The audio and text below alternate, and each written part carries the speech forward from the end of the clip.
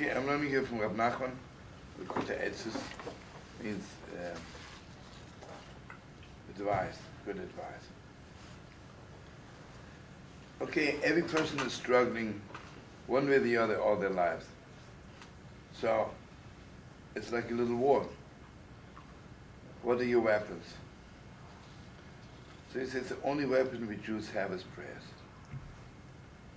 Especially when you have to fight with yourself. Inside fighting, when you're torn apart. One me against the other me. So the only weapon we have is prayer. And also, Rab Nachman says that basically your biggest enemies are your best friends. Because stupid, you always listen to them. And the deepest depths, you have only to listen to yourself. But, it's very deep in the Talmud. Imagine, God forbid, somebody is sick, and the doctor says, this person has to eat on Yom Kippur. And the person himself says, no, I don't have to eat. You listen to the doctor. But if the doctor says, you don't have to eat, and the sick person inside says, I have to eat, otherwise, God forbid, I'll take off, then you have to listen to the sick person. Because the sick person knows best. Meaning to say, even better than all the doctors, imagine the greatest doctor in the world says you don't have to eat. You yourself say, no, I have to. You have to listen to yourself. But the thing is, so we have such a struggle, right? Let's put it this way, put it in today's terms, right? I'm married now with this girl, and my parents are against it. Who knows, right? So I'm torn apart. What am I doing? My only weapon is prayer. My only weapon is prayer. And you see what Rab Nachman says, not only when you pray, hopefully God will answer your prayer. The prayer itself gives you life. Like the greatest pillar of life is prayer. Because at that moment when you pray, you receive life from a higher place in heaven.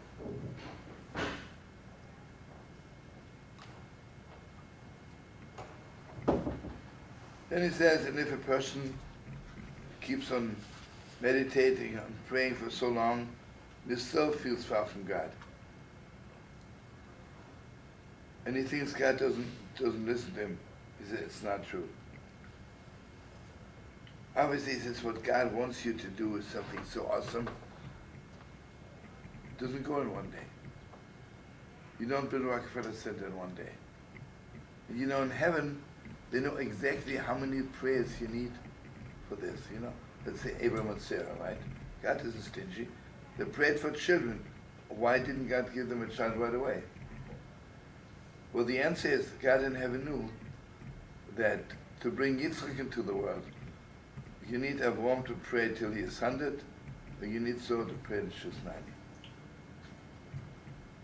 90. There's an old Chassidish tune, Yiddish, it says, Master of the world, I don't know how many tears you need to bring Mashiach. But if all you need is just one more tear, please let it be my tear. When we pray and we weren't answered yet, doesn't mean God doesn't listen. So you need more prayers.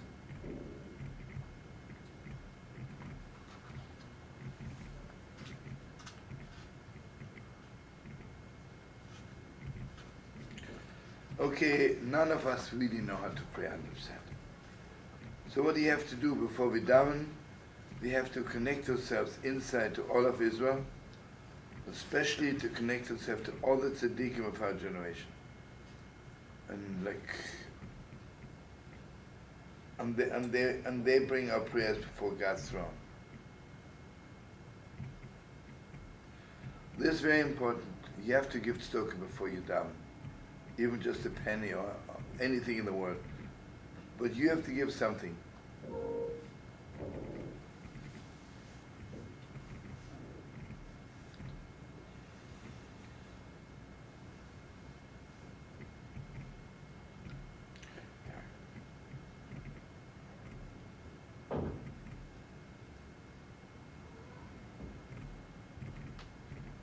Okay, sometimes a person is so limited, we feel so finite. And then sometimes something happens to us and we feel almost infinite. When you feel infinite, when you really connect your prayers to all of Israel and to all the tzaddikim, and what you do, you not only connect your prayers to the tzaddikim in this world, you connect yourself to the prayers of all the tzaddikim before you.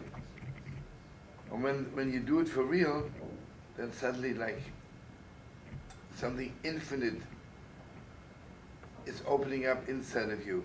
And suddenly every word you utter is full of light.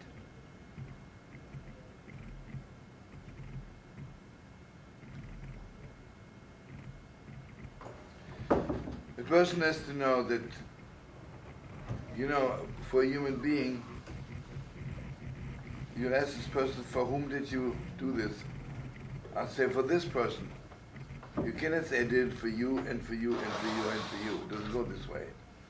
But in heaven it's true. The Gemara says every person has to say B'shvili nivra olam. Every person has to believe that God created the world just for him, or just for her.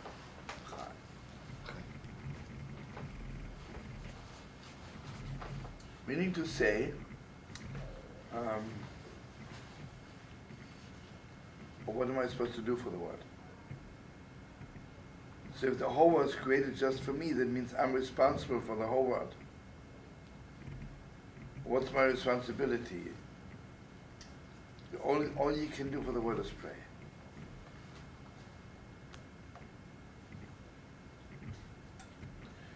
He says every minute a person has to keep his eyes open what the world needs fixing and what the world is lacking, and to pray for them. He says when you pray you have to put your whole, absolutely all your strength into every word.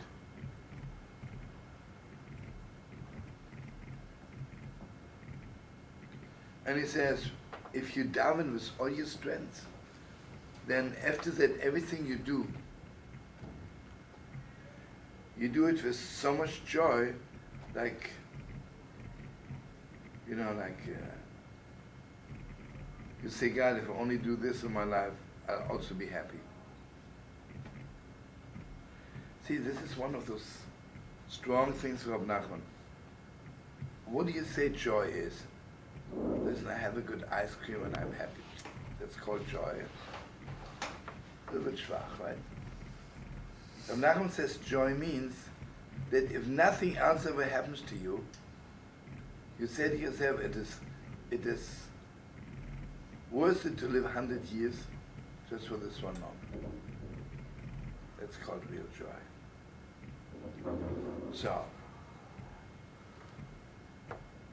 So meaning to say, when you do a mitzvah, simcha means to do something good. Simcha means gewalt. Even if I only have the privilege of doing this one thing, it was worth it to come to this world.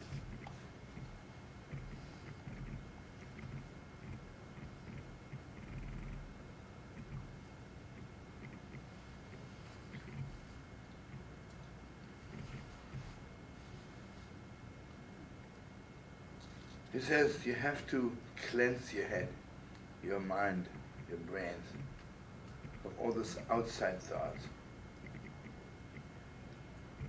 Because they mamish dull your minds, heartbreaking. Imagine a person walks around all day long and thinking,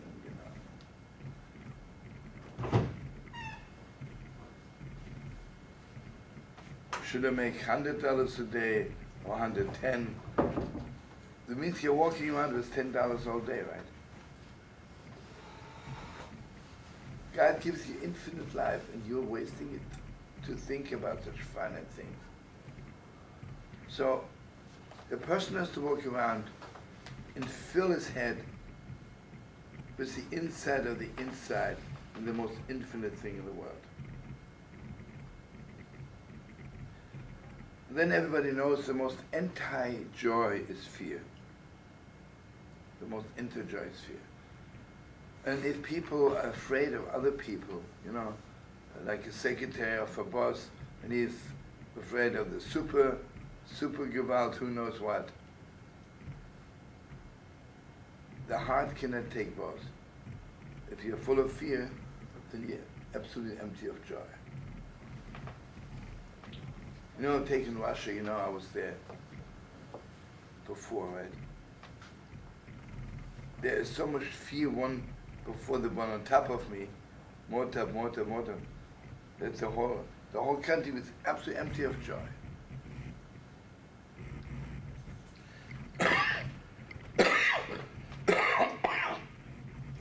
So he says, when thoughts of fear or of pettiness come to your head, you got to burn them out. How much are you guarding your life? God forbid somebody comes with a gun. I don't let them kill me, right? Let me understand. But all those little thoughts, my own stupid thoughts, kill me also. God forbid.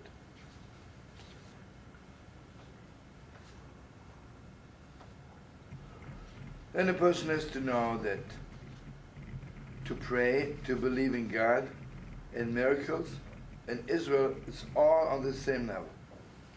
Go out. This is one of the big Torahs of Nachman. What is it to be in exile? To be in exile means that, yes, I believe in miracles, but really, that's not what we're doing, right? I don't really believe that God can do all those miracles. Oh yeah, I think God can do little miracles, but mamish miracles? I'm not so sure. Like, between friends. What's exile? I believe you would do me a favor and make a phone call for me. Would you walk barefoot from here to San Francisco for me? We're not that good friends. How do you know? How do you know?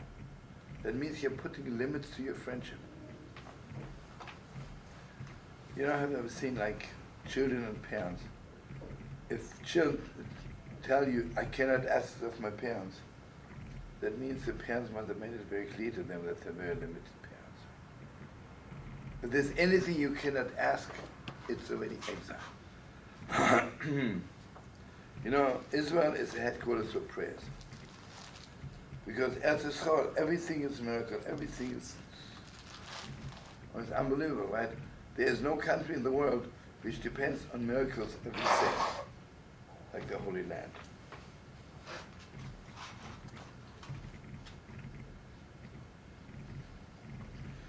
Okay, if you want to bring close the redemption of the world, it has to be clear to you that Mamash, there's no limits. There's no limits to the miracles. No limits.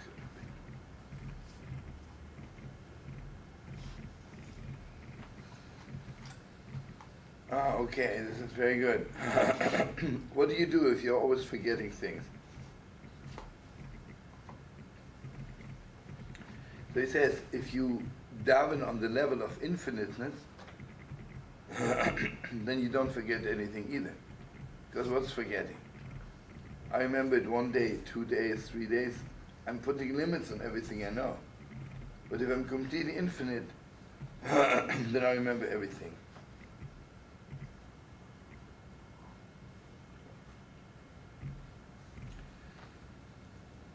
Then he says, we learned it already before,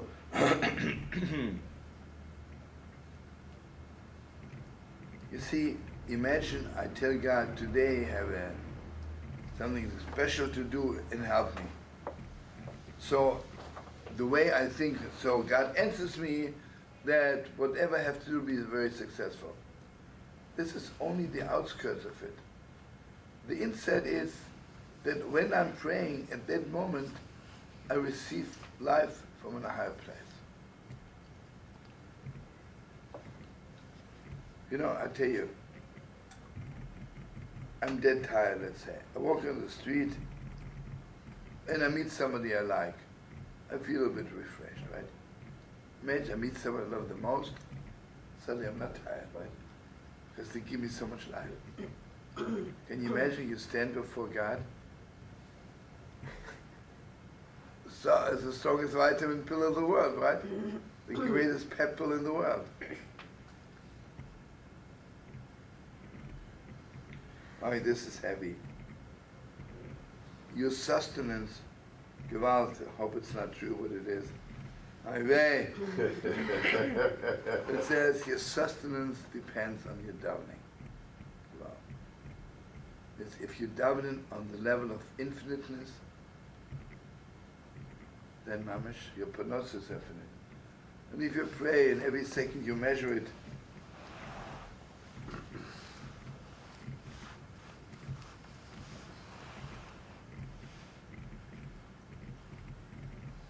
sometimes our hearts, our head, everything on us is so dark, it can't even down. We should depend everyone 1,000 times. I'm just mamish, not on the level. I'm like, it doesn't go.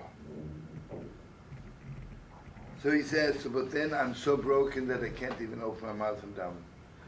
So he said, Rabbi Shem, Master of the world, I can't even daven. That's also good. And maybe this is the deepest prayer I ever did. Remember there's a famous story of the Holy Baruch Shem.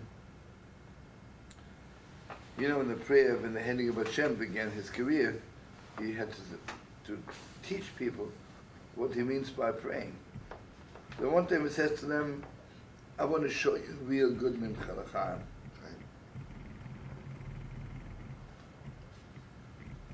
Come to the marketplace, you know, in Russia, the sun goes down late.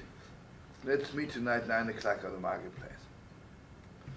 Okay, they're watching the people who come there. Okay, 9 o'clock, Moshe comes out, he's selling apples. Wow, he's selling apples like crazy. So the Bachim says, watch Moshe.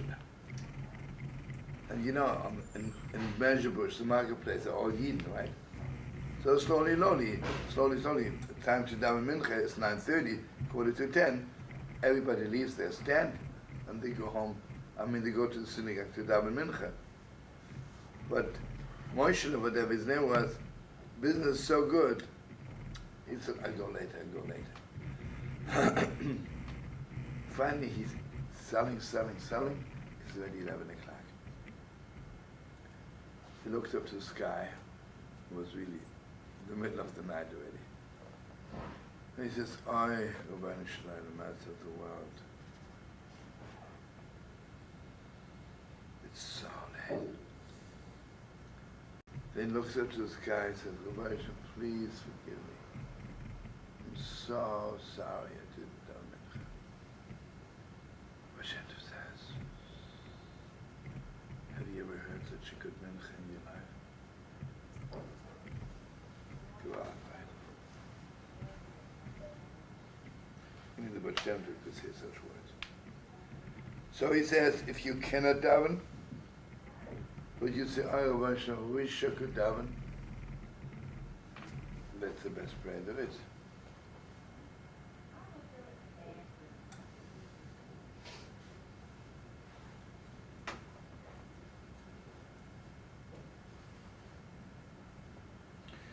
He said, but the best thing is if you daven with so much fire, with so much concentration, that you pour out your heart like water.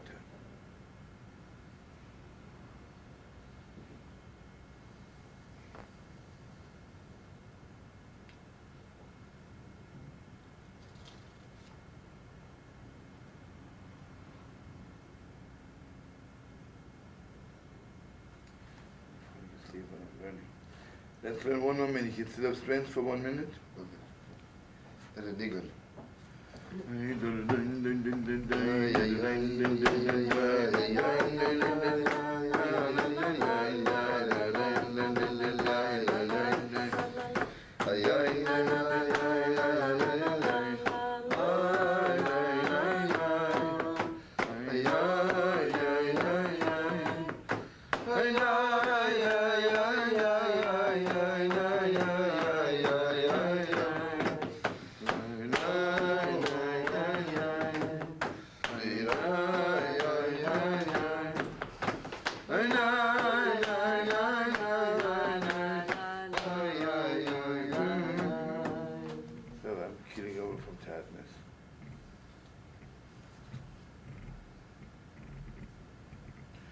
Okay, this is good to know.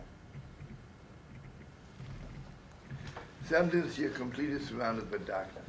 Everything is dark. And you get break out of the darkness. So what's your fixing? That you should wake up in the middle of the night and for a few minutes just get up and learn. It's like breaking through the darkness and bringing light into the darkness.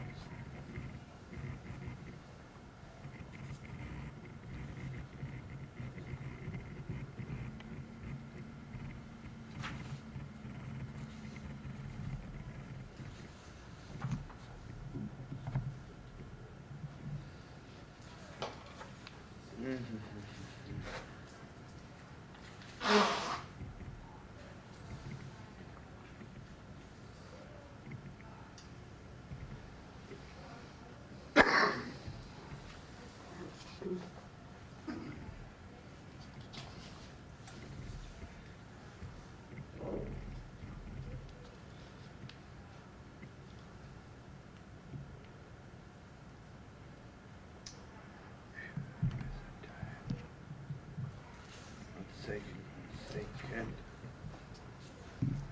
Okay, if you really want to become a Yid, if you really want to become a servant of God, you have to make yourself so strong that nothing in the world should drive you away. You know, I want to get close to God. And then suddenly I feel so far away. And if you feel that far away that you want to give up, then you're not for real. Because if you are for real, you have to know that the way to God is a two-way street. Going back and forth, back and forth. As long as you don't get off the street. Then make it a long U-turn, right? Stay on the street.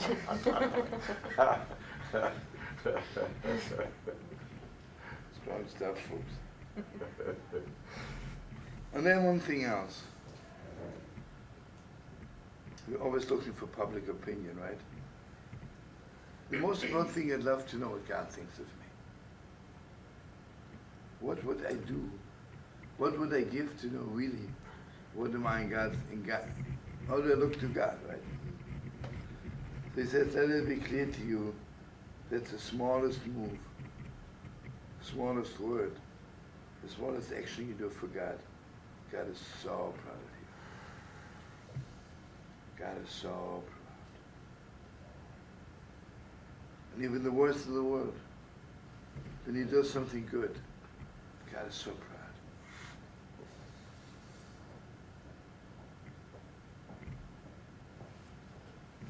Yeah.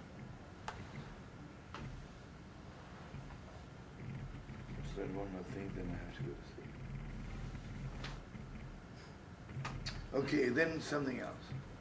We always think I have to be happy when something happens. Forget about happening. Everybody has something good inside. Okay, are you on the level of standing there and dancing for 1 hour for the little good you have? You know, in Breslov, before you begin to daven, remember, Baruch, were you there Friday night? No, you don't go into shul and you just start davening. You got to first defrost, right? You froze when you get there. So how do you defrost yourself? You think, like Nachman says, did you ever do anything good in your life? Must have done one good thing, right? So for this one good thing, isn't it enough to dance for 70 years? So then you're dancing, and think, oh, you know, I did something else also good. And slowly you build up your self-confidence and you realize you're okay. See, on one hand, it's important really to know I'm not so much okay. But on the other hand, you have to know you are okay.